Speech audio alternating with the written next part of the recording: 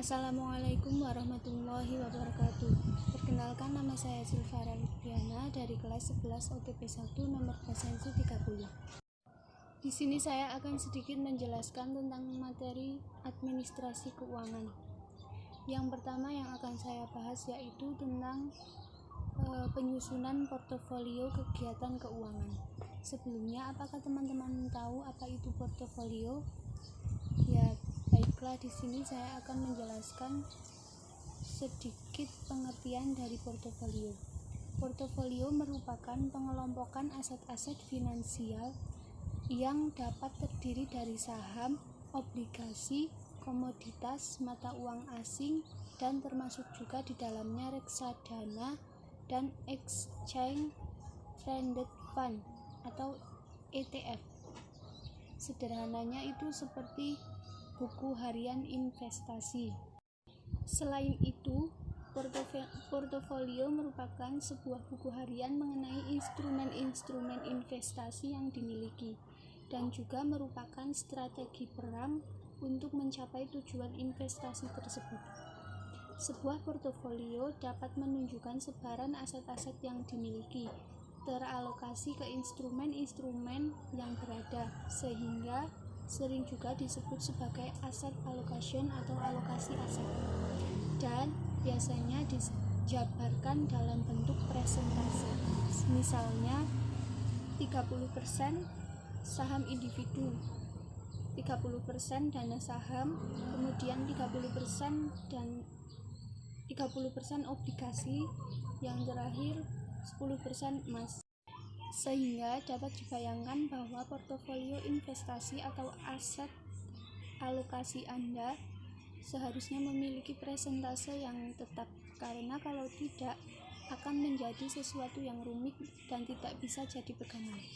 Selain itu, dengan memiliki portofolio yang tersusun dengan baik, kita juga secara bersamaan melakukan diversifikasi atau penyebaran dana investasi ke instrumen-instrumen yang berada untuk meminimalisir risiko.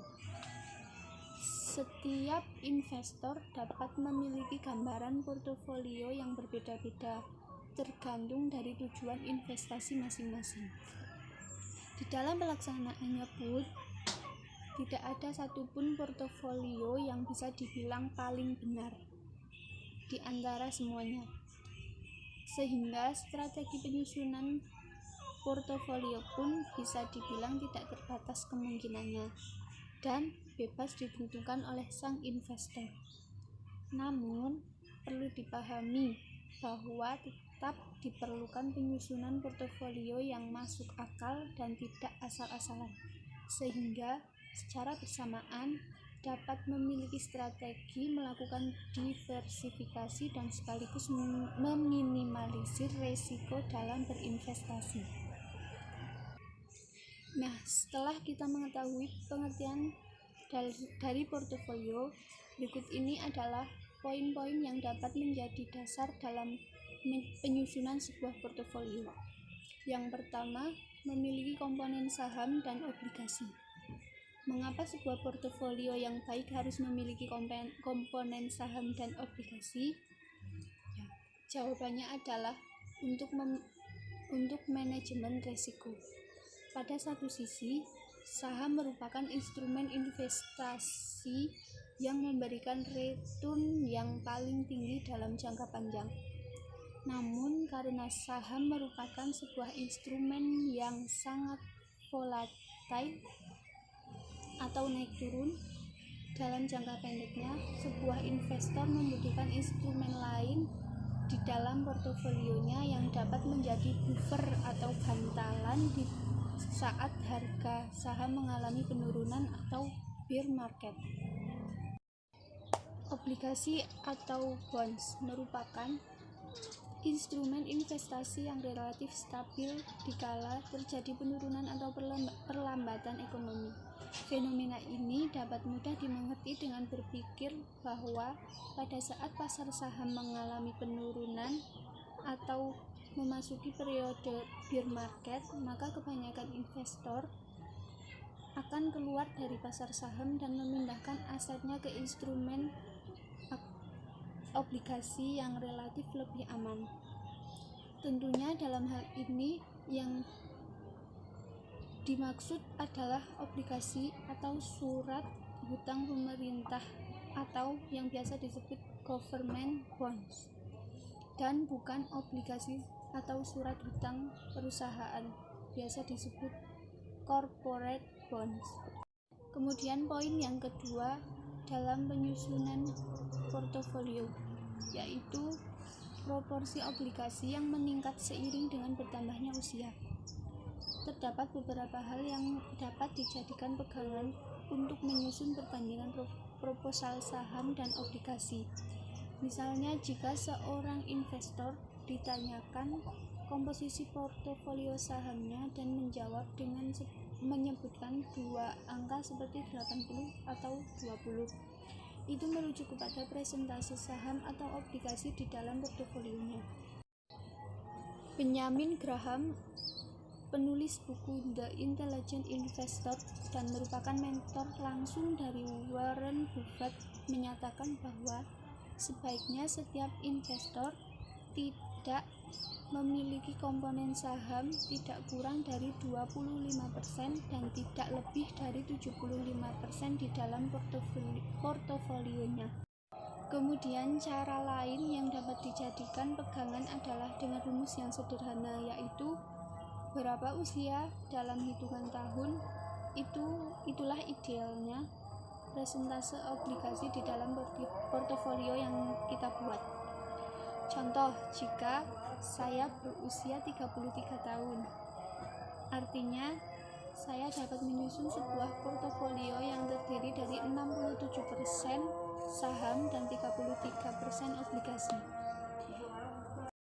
Kemudian poin yang ketiga, jangan memiliki komponen spekulatif terlalu banyak. Jika kalian berminat untuk memiliki komponen ini dan di dalam portofolio yang kalian buat, disarankan untuk tidak mengambil porsi lebih dari 10% dari keseluruhan portofolio. Kemudian yang keempat, jangan membeli instrumen berbeda yang memiliki target yang sama. Tentu dalam menyusun sebuah portofolio, salah satu hal yang kita lakukan adalah diversifikasi atau memilih aset-aset yang berbeda untuk manajemen risiko. Namun satu hal yang menjadi kesalahan di awal-awal adalah memilih dua instrumen yang berbeda namun memiliki tujuan yang sama. Nah, setelah saya membahas tentang portofolio, kemudian saya akan membahas tentang merencanakan isi dan susunan laporan. Laporan keuangan dalam sebuah bisnis merupakan hal yang penting yang harus dibuat secara rutin dan kontinu. Laporan keuangan ibarat sebuah denyut nadi sebuah bisnis. Dalam ilmu akuntansi, laporan keuangan diartikan sebagai laporan yang memuat informasi keuangan perusahaan atau instansi pemerintah dalam suatu periode akuntansi tertentu yang menggambarkan kinerja dari perusahaan atau instansi pemerintah tersebut. Tujuan laporan sendiri adalah menyediakan informasi yang menyangkut posisi keuangan, kinerja, serta perubahan posisi keuangan suatu perusahaan yang bermanfaat bagi sejumlah besar pembisnis dalam pengambil keputusan. Dalam menyusun laporan keuangan, ada beberapa hal yang harus kita perhatikan. Salah satunya adalah komponen-komponen yang harus ada pada laporan keuangan. Yang pertama yaitu neraca. Neraca ini merupakan laporan keuangan yang menampilkan informasi bagaimana posisi keuangan dari entitas pada suatu tanggal tertentu, biasanya pada akhir bulan. Yang kedua, laba rugi. Dari laporan laba rugi ini, kita dapat melihat laporan hasil operasi sebuah entitas selama periode tertentu, misalnya 1 bulan atau 1 tahun. Yang ketiga, laporan ekuitas pemilik. Laporan ini menyajikan ikhtisar perubahan yang terjadi dalam ekuitas pemilik pada suatu entitas untuk suatu periode tertentu, misalnya 1 bulan atau 1 tahun. Yang keempat, laporan arus kas. Laporan ini menggambarkan mengenai jumlah kas yang masuk dan juga jumlah kas yang keluar dalam suatu periode tertentu. Untuk membuat laporan keuangan, kita cukup melakukan proses jurnal transaksi dan mengelompokkannya ke dalam buku besar dari masing-masing akun aktiva, pasiva, dan rugi laba yang terdiri dari penjualan dan seluruh biaya. Kemudian, tahap selanjutnya yang perlu kita lakukan yaitu langkah-langkah dalam menyusun laporan keuangan. Langkah-langkah yang harus dilakukan dalam menyusun laporan keuangan yaitu yang pertama, menyusun neraca saldo. Neraca saldo adalah suatu daftar rekening-rekening buku besar dengan saldo debit atau kredit. Penyusunan ini dilakukan kalau semua jurnal sudah dibukukan ke dalam masing-masing rekeningnya di buku besar. Karena penyusunannya sebelum adanya ayat jurnal penyesuaian, maka neraca ini sering disebut neraca saldo. Sebelum penyesuaian, informasi yang disajikan dapat digunakan untuk mengecek keseimbangan debit atau kredit dari seluruh rekening di buku besar dan merupakan tahap pertama untuk membuat jurnal penyesuaian dan neraca lajur. Kemudian yang kedua, mengumpulkan data yang diperlukan untuk membuat jurnal penyesuaian. Beberapa transaksi mungkin belum tercatat dan masih tidak sesuai dengan keadaan di akhir periode, sehingga data tersebut dikumpulkan untuk membuat jurnal penyesuaian. Kemudian yang ketiga, ada penyusunan neraca lajur atau worksheet. Neraca lajur atau kertas kerja merupakan suatu cara yang memudahkan penyusunan laporan keuangan yang dimulai dari neraca saldo dan disesuaikan dengan data yang diperoleh dari jurnal penyesuaian. Kemudian, saldo yang sudah disesuaikan akan nampak pada kolom neraca saldo disesuaikan dan merupakan saldo-saldo yang akan dilaporkan dalam neraca dan laporan rugi laba. Yang keempat, menyusun laporan keuangan yang terdiri dari laporan rugi laba dan laporan perubahan modal serta laporan-laporan lainnya. Laporan-laporan tersebut dapat disusun langsung di neraca lajur karena dalam neraca lajur sudah dipisahkan jumlah-jumlah yang dilaporkan dalam neraca atau laporan rugi laba.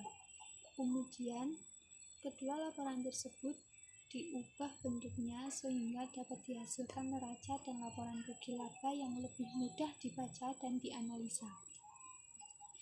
Kemudian yang kelima, menyesuaikan dan menutup rekening-rekening. Setelah rekening-rekening di dalam buku besar disesuaikan, maka berikutnya adalah membuat jurnal penutupan untuk menutup rekening-rekening nominal ke rekening rugi laba dan memindahkan saldo rugi laba ke rekening laba tidak dibagi. Setelah itu, informasi pada jurnal tersebut dibukukan ke buku besar sesuai dengan rekening-rekening yang bersangkutan. Kemudian cara yang keenam yaitu menyusun neraca saldo setelah penutupan. Untuk mengecek keseimbangan debit dan kredit rekening-rekening yang masih terbuka, maka dibutuhkan neraca saldo setelah penutupan yang isinya rekening-rekening real saja, bukan termasuk nominal yang sudah ditutup.